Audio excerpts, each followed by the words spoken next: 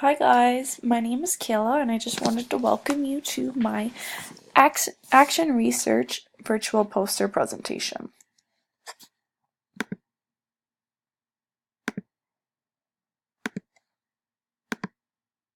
So just to begin, I just want to say I'm an educational assistant, so a lot of these core values were instilled to me through my job. So to begin, reward systems can be put in place to help deter negative behavior and redirect it to desirable behavior. If the teacher is unable to incorporate fun and engaging lessons through technology, um, technology can be used to help decrease behavior and increase focus because they find it very fun. Technology also helps participation and academic achievement because they're so focused and so engaged that they're on task, so it can improve academic achievement. Students should be provided with tools and strategies to help self-regulate their emotions. I've seen this in my job many times, whether it be through the zones of regulations. I've also seen really cool things like using the movie Inside Out to place their emotions such as anger, joy. Students should play a role in how and what they want to learn to motivate them academically. This will also play a domino effect in deterring negative behaviors such as disrupting others, acting out, talking out, and fidgeting. So I've seen a lot of times using inquiry research where students are able to actually research what they're interested in, or the Genius Hour project, which is kind of the same thing, and you see students become very motivated and engaged in those activities.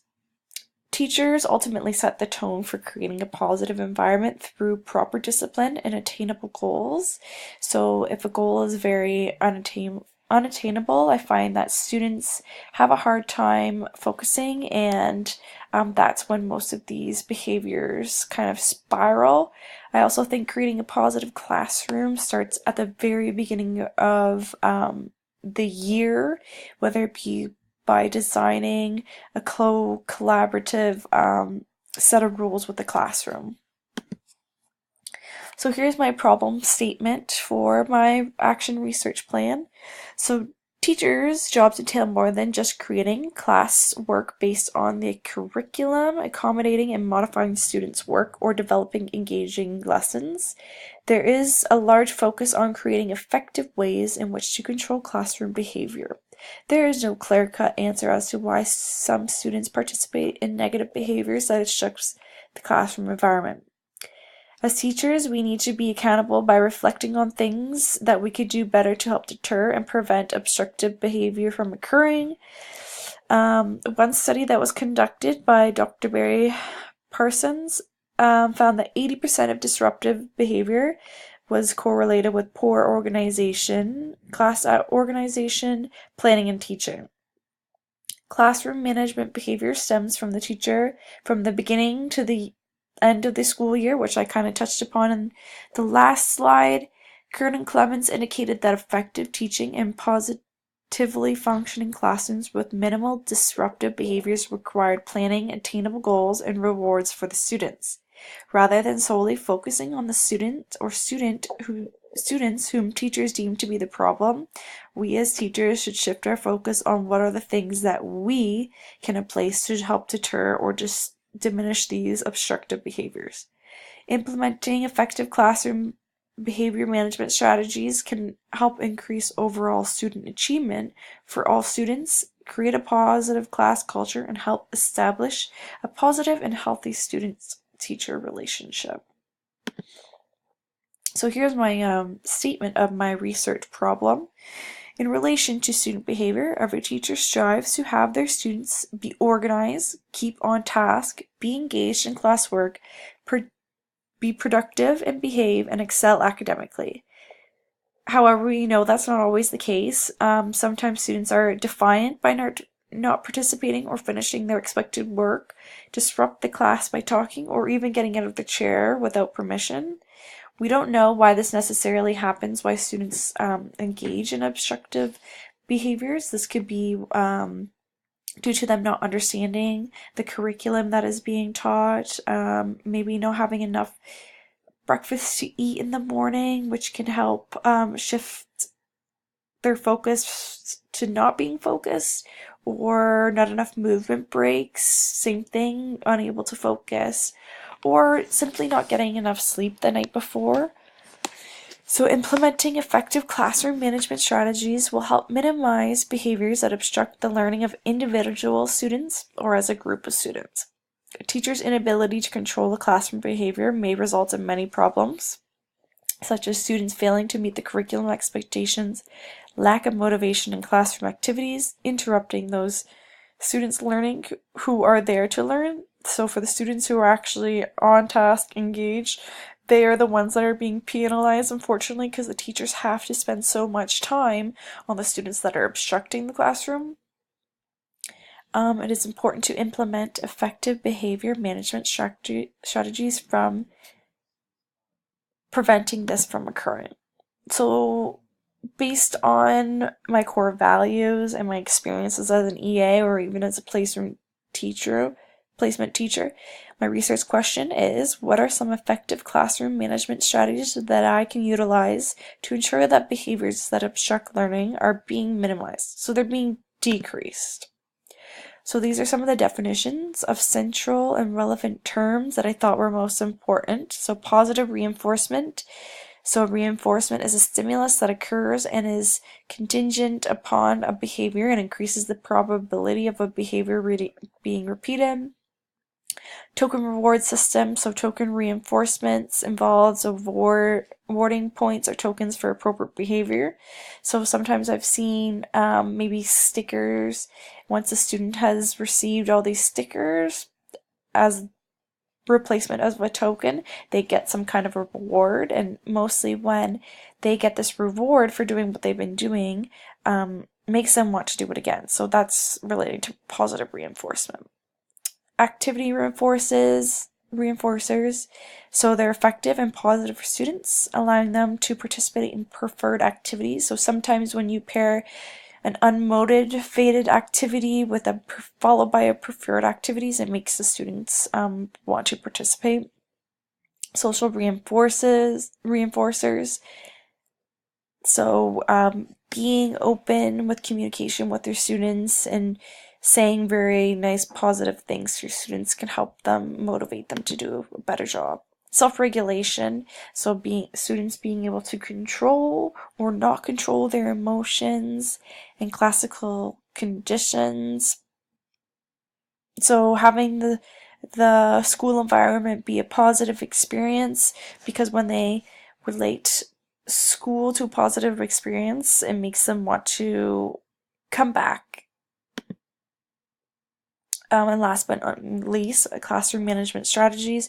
So these are strategies that teachers introduce within their classroom to help the class as a whole or students individually to kind of stay on task and have everyone focus so they can get things done. So this is my first annotated bibliography. So it really emphasizes the positive teacher-student relationship. So by having a positive student relationship, the students are able to feel encouraged, and that helps them both behaviorally and academically.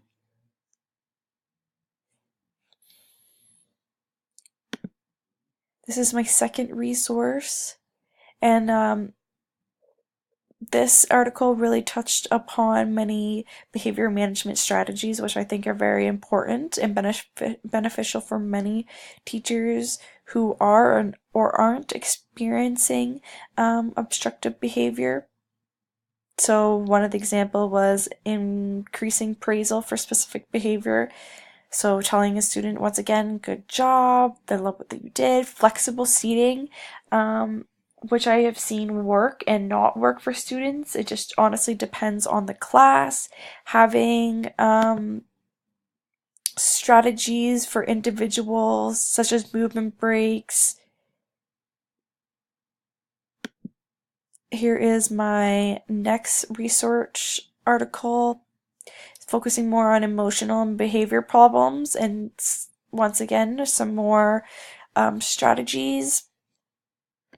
Most of the time, teachers don't accommodate for those students, which can negatively impact the whole class or the student individually. Because if we're not having the early integration, it can lead to mental health issues or drop out of school for the individual student. So, with that said, all of these articles were able to give great strategies.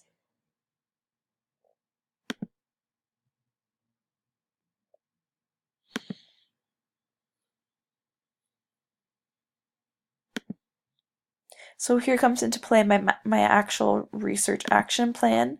I plan on using 4 different data sources. First one being a teacher reflection journal, checklists, student observations, and anecdotal notes, as well as survey questionnaire.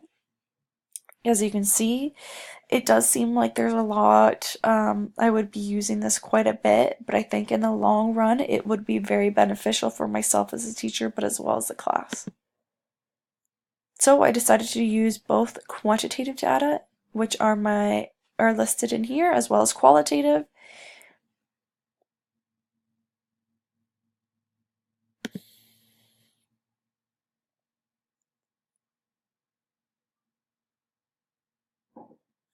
So I want to make sure for my triangulation, validity, and reliability that I am using data collection in different points in time, such as the beginning, middle, and end of my research.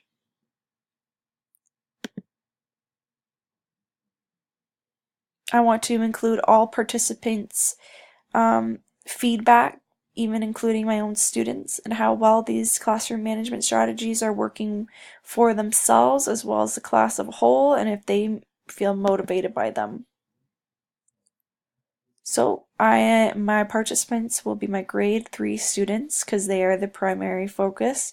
Previous teachers who helped discuss with me what strategies they may have used in their class and what may have worked. The learning resource teacher because she may have some tools and rewards that may work well for the students. I may depend on how severe the classroom obstructions are, even have a principal on board as well as an EA, because if it does become severe, some of the interruptions, an EA or a principal may be involved. All of my setting will be taking place within my classroom.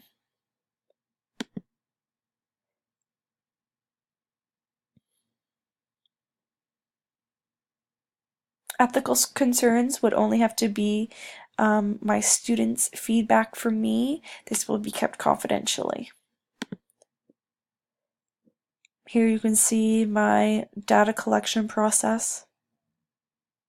It kind of stems from the beginning of the year all the way to the end of the June of school year.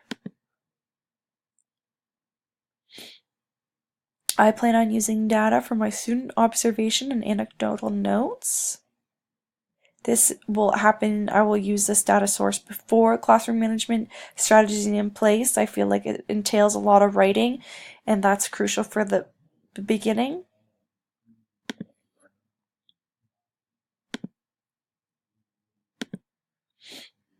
My second data source is a checklist, and this will happen during mostly my lessons. I will be checking off which kind of obstructive behavior occurs the most. Lastly, I will use student survey questionnaire, and this I find will be most important because it'll tell me which students are motivated by. Teacher reflection journals, I plan on doing this quite a bit. And to finalize, co-collaborating with my co-workers is very important to get their opinions and ideas. This is one of the pros of action research, which we were able to discuss in our text. Action research also allows me to be flexible in my teaching and reflecting on many things, including myself as a teacher.